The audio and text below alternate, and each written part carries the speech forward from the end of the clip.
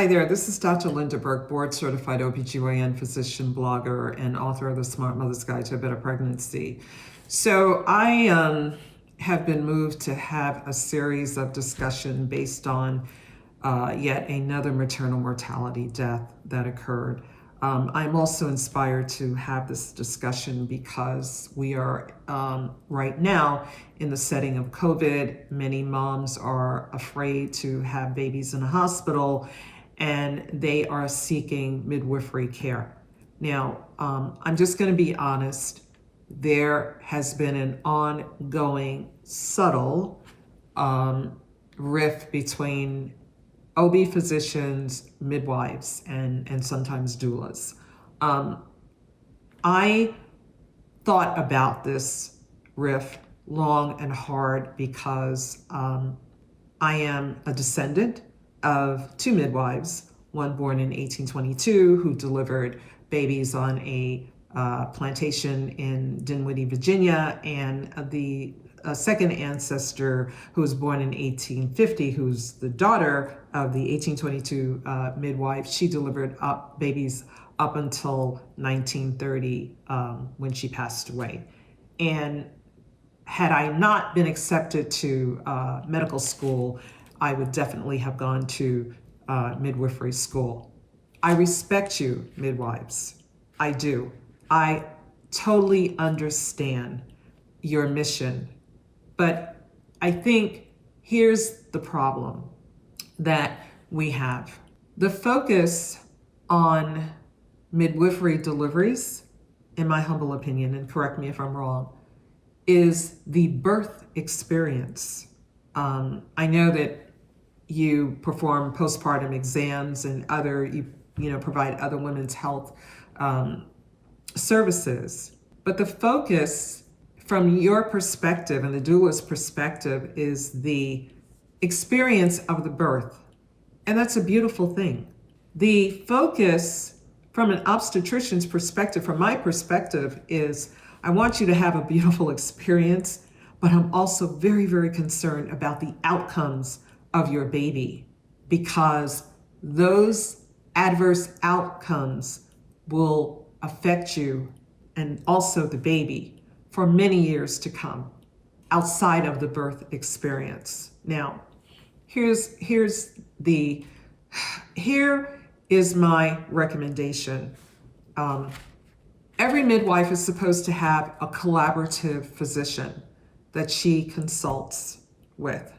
Many of you are in practice with physicians. And so for those of you who are in practice with physicians, this is a mute discussion. But for those of you who are not in a collaborative practice with a physician, but by law should have some sort of collaborative relationship, I implore you to please consult them when you have cases that exceed your level of training. And I'm not being offensive. I'm being very respectful, but I have been an OB for 30 years. I've been reviewing medical malpractice cases for almost 20 years. And here's what my observations have disclosed. Quite often, when the birth is occurring in a hospital and there's a problem, quite often, not 100%, but quite often the physician is called in at the 11th hour. So I implore you that if you have a patient who has a category B tracing, and that tracing is still a category B, you've done everything that you can possibly do. You've done intrauterine resuscitation, you turned the mom on her left side, her right side, you've given O2. And if that tracing is still a category B, after 1 hour, please contact the collaborative physician so that he or she can be on alert that there is a potential problem. Also, if you have a patient who is exhibiting D-cells and the patient is like 9 or 10 centimeters, but it's a category 3 tracing because you have variable D-cells, do not ignore that. Don't ignore that. Contact somebody. Don't be heroic and try to quote deliver, from below, because here's the issue. I have had, I have performed C-sections on patients who were like fully dilated, but the tracing was lousy. And let me tell you what I found, okay? In one case that comes to mind. We did a section on the patient, even though the patient was fully dilated. There was a nuchal cord around the baby, a short nuchal cord that was tight. And had a section not been done, the outcome would have been different.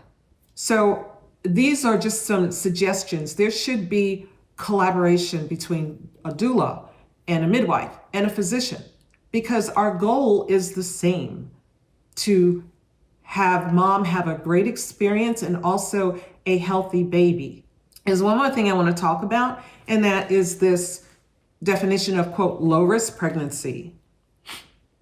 Low-risk pregnancy is a retrospective diagnosis, and let me tell you why. Retrospective meaning that it's a diagnosis after the fact. You can have a mother who has an uneventful prenatal course. She goes into labor, and there are significant problems, okay? 100% of women, pregnant women, have the risk of postpartum hemorrhage. And there are many studies. For anyone who doubts this, I can provide the literature that documents this. 100% of pregnant women have the risk of a postpartum hemorrhage. And at this moment in time, we do not have the means to identify who will have a postpartum hemorrhage and who won't. At some point in the future, we might, but not now. And so therefore, no pregnant woman is low risk until she has crossed that threshold of after the delivery, which is why low risk pregnancy is a retrospective diagnosis. JCO, I think they now call Joint Commission, mandates that all hospitals have postpartum hemorrhage bundles, toolkits that they can deploy if there is a postpartum hemorrhage. So, my beloved midwives, all I'm asking is that you take these things into consideration when you are contemplating doing home deliveries and when you do deliveries. Please make sure that you are equipped to handle a postpartum hemorrhage should one occur. And please contact a collaborative physician if you have a patient who has a category B tracing for more than an hour. That is not normal, and that should be addressed. And one more thing I want to add. Diabetic patients have to be managed by more than just diet.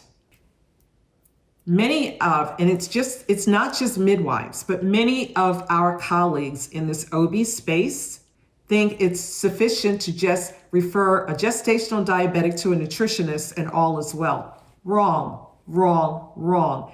If you have a patient who has GDM, gestational diabetes, please refer her to a maternal fetal specialist, because there are more things that need to be addressed than simply the diet. Thank you for listening. I say this with 100% love. I'd be more than happy to continue this conversation beyond this video. Thank you, and thank you for listening.